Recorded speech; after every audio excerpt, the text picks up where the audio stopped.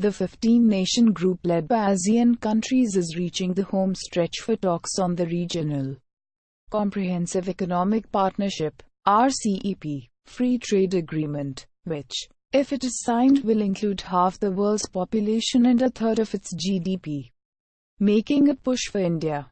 Australia's High Commissioner, Harinder Sidhu, says political will to conclude the deal must be matched with persuading Indian industry. I would say that what we've seen is an evolution in the economic relationship.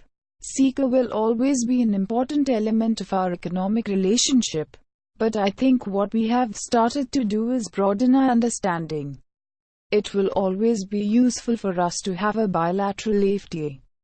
But the government in Canberra has now endorsed an Indian economic strategy. And the Indian government was so impressed by this document. It has commissioned a partner study of how India can build its economic relationship with Australia. I think we always have some issues in a relationship, so it's not unusual to disagree.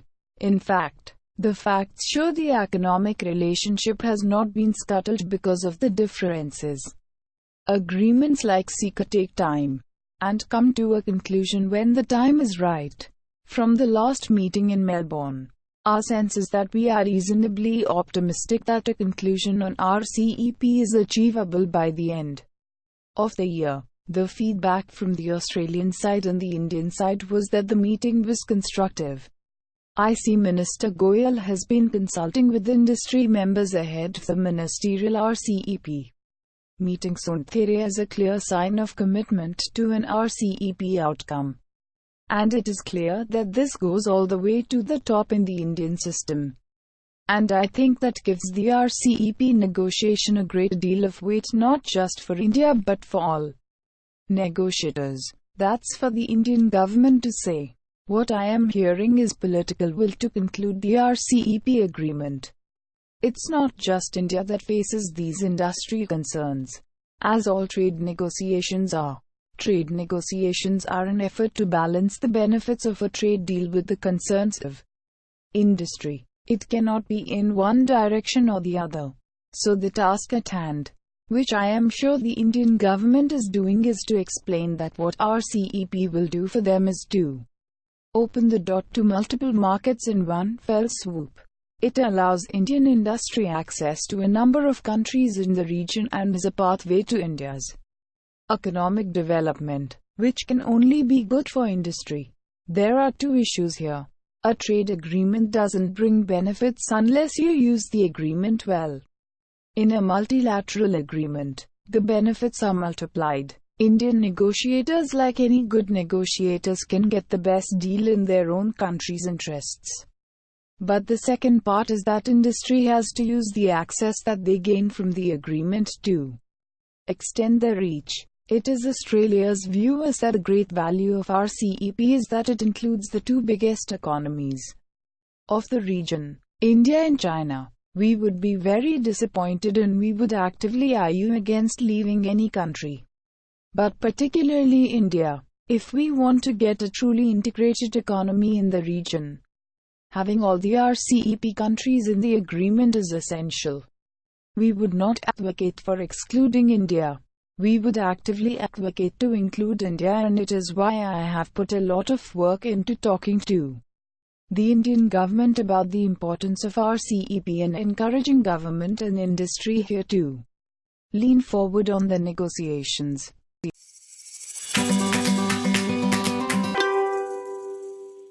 Nagaland's Deputy Chief Minister Yantungu Patton has defended the government's decision to compile a register of indigenous Naga inhabitants, arguing that it will help to safeguard the state from outsiders.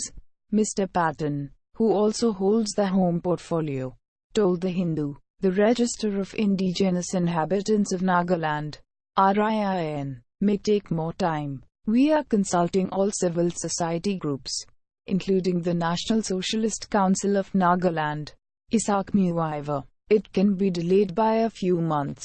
In June, the state decided to compile a register to prevent issuance of indigenous inhabitants certificates to ineligible persons. The June 29 notification said December 1 1963, the day Nagaland gained statehood as the cut-off date.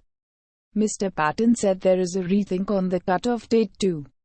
There has been a demand from a section that the date be April 28, 1977. According to the 1977 notification, the indigenous inhabitants certificate should be issued to only those who had settled in Nagaland or had bought a property before 1963.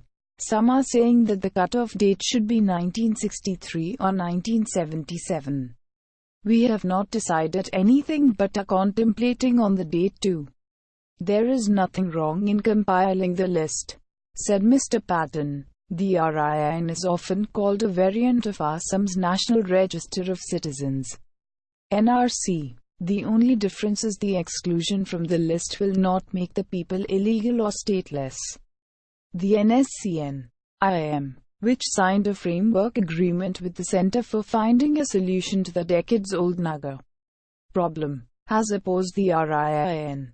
It has called the list a bid to divide and undermine the inherent rights of the Nagas. Besides diluting the peace process approaching a final settlement, the NSCN-IM has been fighting for Nagalim or Greater Nagaland by bringing the Naga-dominated areas in Assam, Manipur and Arunachal Pradesh under Nagaland, thus uniting 1.2 million Nagas. It has also demanded a separate flag and a constitution for the Nagas. The centre has ruled out any division of Assam, Arunachal Pradesh and Manipur.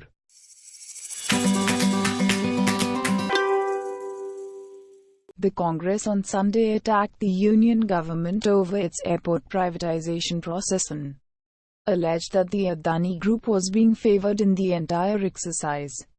The party made the charge after The Hindu reported on how the government had ignored the key recommendations of the NITI Aayog and the Finance Ministry that suggested a cap on the number of airports to be handed over to a single company in consideration of their prior experience in handling airport operations. There are 123 airports in the country operational today, and of these, only 14 are making profits.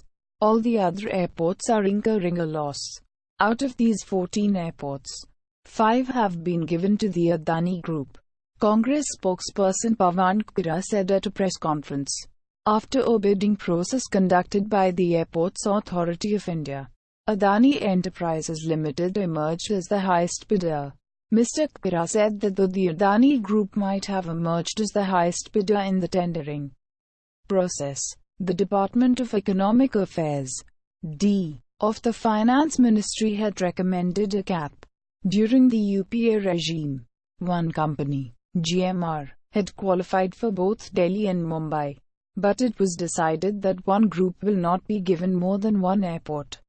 Here too, the D had suggested that no company be given more than 2 airports. He said, the recommendations of the NITI Aayog and the D were set aside. We want to know why, he said. The Congress spokesperson also alleged that the Ministry of Civil Aviation, MOCA, refused to either to work out the total projected cost of these airports or look at prior experience of bidders. In effect, for next 50 years the government will have no control over these 5 airports as the Adani Group will take over, Mr. Khera said and added, one by one, each condition placed to ensure protection of consumer interests were rejected.